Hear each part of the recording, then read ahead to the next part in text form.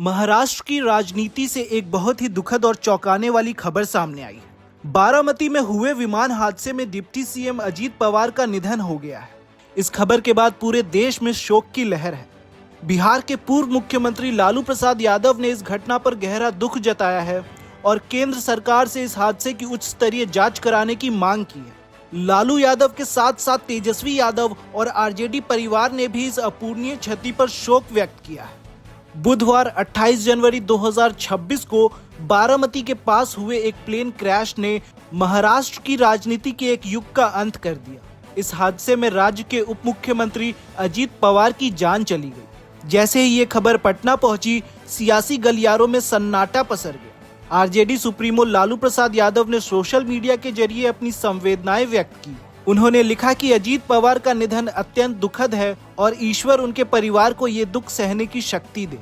दुख व्यक्त करने के साथ साथ लालू यादव ने इस घटना को लेकर एक बड़ी मांग भी उठाई है।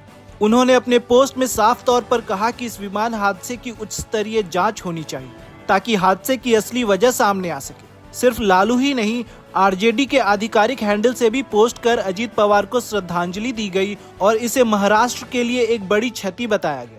बिहार के नेता प्रतिपक्ष और आरजेडी के कार्यकारी अध्यक्ष तेजस्वी यादव ने भी इस घटना पर शोक जताया है। उन्होंने अजीत पवार को एक जमीन से जुड़ा हुआ और कर्मठ नेता बताया।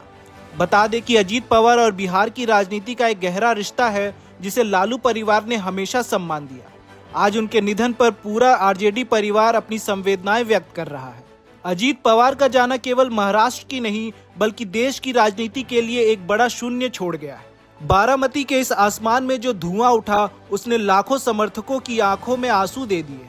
इस हादसे के बाद अब जो रह गया है वो है जांच का विषय और देखना होगा कि इसके पीछे की असली वजह क्या निकल कर आती है। ऐसी ही खबरों को जानने के लिए हमारे चैनल को सब्सक्राइब करें।